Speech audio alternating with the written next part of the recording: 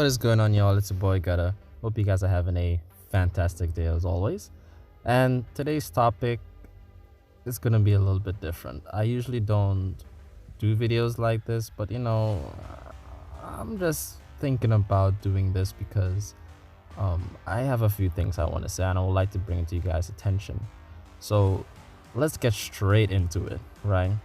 The co-founder of Cdpr or CD Projekt Red, he actually came out and openly talked about why Cyberpunk released the way it did, and he went in depth and he explained. It's like a 5-minute video. Now I would roll the clip, and in between I'm gonna cut and talk as we go along, because he actually came out and apologized of its release and stuff like that. But did he do it genuinely, or did he came out and do it because they're getting sued? Let's get into it, alright guys? Hey everyone, my name is Marcin Iwiński and I'm the co-founder of Cdpr. When I started Cdpr 25 years ago, one of its founding principles was honest and direct communication with gamers. When Cdpr Red, the game development part of Cdpr, was born, it added something important to that principle, the ambition to make the best games in the world. It became our mission and something that guided us up until now. Based on that legacy of genuine and honest communication, you've trusted us and pre-ordered our game. And despite good reviews on PC, the console version of Cyberpunk 2077 did not meet the quality standard we wanted it to meet. I and the entire leadership team are deeply sorry for this, and this video is me publicly owning up to that. Okay, so far sounds good. This is something that devs usually don't do when they screw up, so I applaud. But let's keep it rolling. Please don't fault any of our teams for what happened. They all are incredibly talented and hardworking. Myself and the board are the final decision makers, and it was our call to release the game. Take note of what he just said there, right? Take careful notes of what he just said there, alright? Let's keep this going because it's getting really interesting now. Although, believe me, we never ever intended for anything like this to happen. I assure you that we'll do our best to regain your trust. Good luck with that. Now I'd like to tell you how the situation looked like from the inside. Cyberpunk 2077 is huge in scope. And I'm not only talking about quests or things you see at first glance. I'm talking about a multitude of custom objects, interacting systems and mechanics. In the game, everything is not stretched out over flat terrain where we can make things less taxing hardware-wise, but condensed in one big city and in a relatively loading-free environment. On its own, this is a challenge, but we made it even more difficult for ourselves by wanting to make the game look epic on PCs and then adjusting it to consoles, especially old gens. Big mistake. First, to begin with, this game was announced supposed to be released for older gen consoles. I mean, PC too, but this game was first announced back in 2013 and it was supposed to release for PS4 and Xbox One. How can you not want to primarily optimize it for these older gen consoles? Like, that doesn't make any sense. It's like they primarily made it for PC and then decide to, let's optimize it for older gen consoles. It makes no sense. That was our core assumption. And things did not look super difficult at first. We knew the hardware gap, yes, but ultimately, I think that time has proven that we've underestimated the task. To give a concrete example, and the main culprit, we had to constantly improve our in-game streaming system for all gen consoles. Streaming is responsible for feeding the engine with what you see on screen, as well as the game mechanics. And since the city is so packed and the disk bandwidth of all gens is what it is, it constantly challenged us. Every change and improvement needed to be tested, and as it turned out, our testing did not show a big part of the issues you experience while playing the game.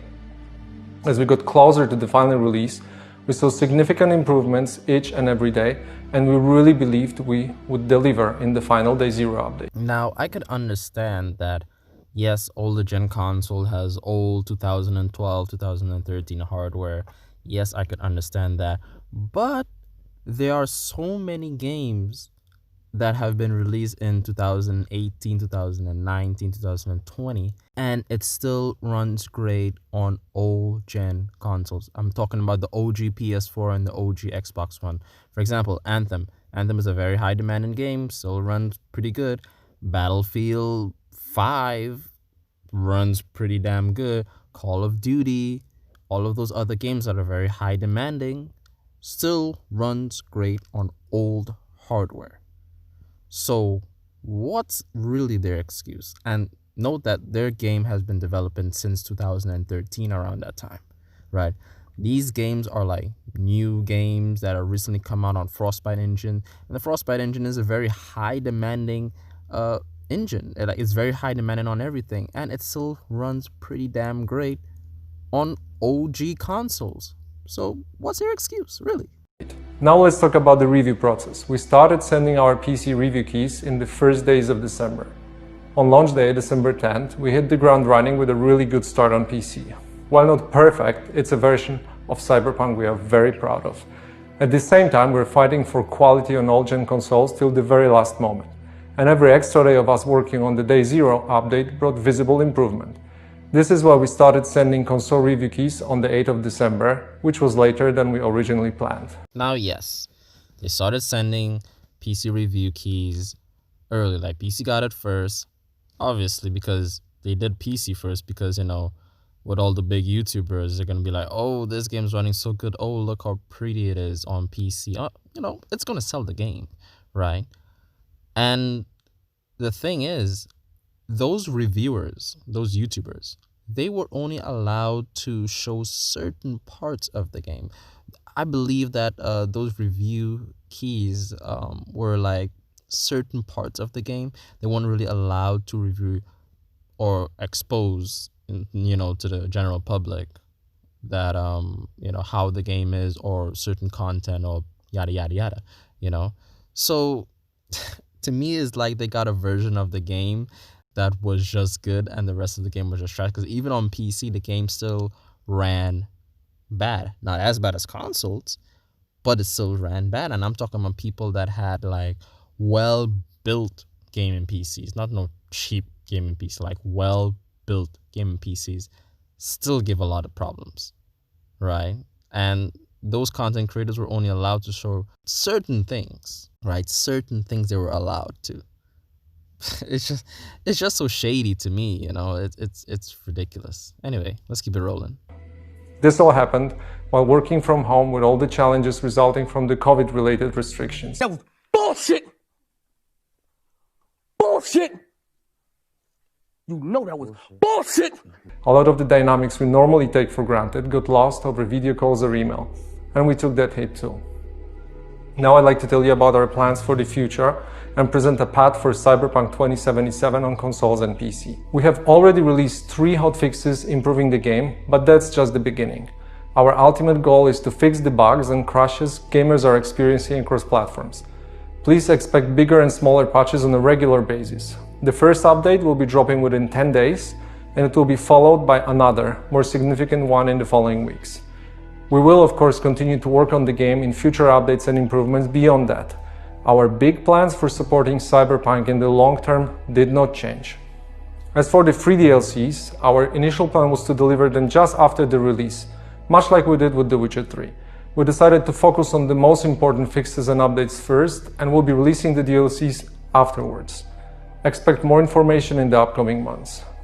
For those of you playing on next-gen consoles in back compatibility, you can still expect the free next-gen update for Xbox Series consoles and PlayStation 5 arriving in 2021. We are aiming at the second half of the year. I'd like to end this video by assuring you that we treat this entire situation very seriously and are working hard to make it right. The guiding principles of our company are still core to what we do. We still want to make amazing games and have an open communication with you, our players. For now, our immediate focus is to work hard on making sure you enjoy Cyberpunk 2077 regardless of platform. Beyond Cyberpunk, we have many plans for the future, which we'll share more about when we're ready. Thank you for taking the time to watch this video. So here's my final take on everything, right? I'm gonna try to keep it short. That whole COVID thing, why I say that's bullcrap, is because I realized that all the developers and everyone in the world is kind of like blaming COVID for, like, everyone in the world, meaning in the game and development side of things, not outside of like jobs or whatnot. I understand that COVID made things really hard for gaming developers and other people as well. I understand that, but I realize it's a trend and everyone is using it as an excuse, right? If COVID impacted, development progress so bad, why didn't you just wait? Delay the game again. I'm sure people will understand. I mean, like, yeah, you guys already have delayed the game like 3 times already, and stocks were dropping, fans were upset, but it's better you guys did that than release a whole garbage game and now it was removed from the PlayStation Store. You're getting sued.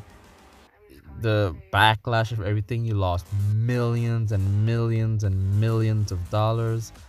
Like, was it really worth it? Was it? Should have just delayed the game a little bit more. Or yes, COVID slowed down a few things. Well, take your time and do what you gotta do. But even if COVID wasn't a thing, like, I don't even think, and even if like they still released the game without COVID, I still think the game would have been a hard garbage because there's so many things wrong with the game. And I'm like, not talking about bugs and stuff like that. Physics of the game, it's horrible. It's dog shit. The physics are so bad. Imagine you can YouTube it everywhere. They're doing comparisons on older games like GTA San Andreas, which was made in 2004. They were doing a physics comparison, and GTA San Andreas blew it out the gate. Like, there were so many things that Rockstar put into GTA San Andreas that was ahead of its time, right? They even did comparison to Far Cry, like all sorts of game, and the physics in Cyberpunk is just horrible. Like, I'm not hating on the game. I really wanted to get this game. I was like, man, I'm gonna pre-order this shit, and boom, someone told me, dude, don't get the game, cancel your pre-order.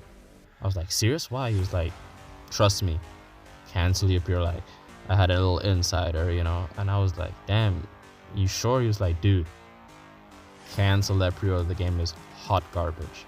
Now, I played the game, right? I went by a friend, played it. He has a PlayStation 4, OG PlayStation 4, and he bought it. So he lives right in my area, so I went across by him, and I experienced the game, and I experienced some of the bugs, and it was horrible. Like, it's telling you to call Jackie.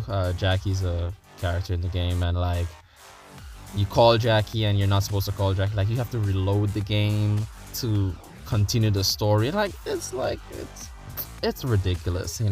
Textures are not loading into the, like, you guys can YouTube it. Like, I've experienced it first person hands on, and it's just horrible. Like, the game is just horrible. They not only bugs they gotta fix, like, they gotta redo a lot in the game. Like, they have not delivered what they said they would have delivered. Like, this game is just, like, it's a 2 out of 10, 2 for effort, to be honest. Like, I really wanted this game to be, game of the century, game of the generation. I've been following this game for years, and everything is just a whole downgrade. Like, there are PS2 games that did stuff better than this game. Like, come on, this game needs at least 2 more years in production. That's what it needs. And it's like, if you damn well know, like, the guy damn well know the game is not ready. If you know the game isn't ready, don't release it. That's the thing. And I hope this is a learning lesson for other publishers and developers as well, right? Use Cyberpunk as an example of what could happen to you when you release an unfinished product, when you promise one thing and we get the other. Let this be an example. And people, It's 2021. Don't pre-order a game. Like, just don't do it. It's not worth it. Trust me. But anyway, guys, I don't want to go on and rant about this game, man. I hoping that they do something, do a miracle to this game, and it delivers what it was supposed to be. I'm stuttering all over the goddamn place, but it's like, it's just a huge disappointment. But anyway, guys, thank you guys so much for watching. Hope you guys enjoyed it. Have a blessed day, and I'm gonna see you guys in the next one.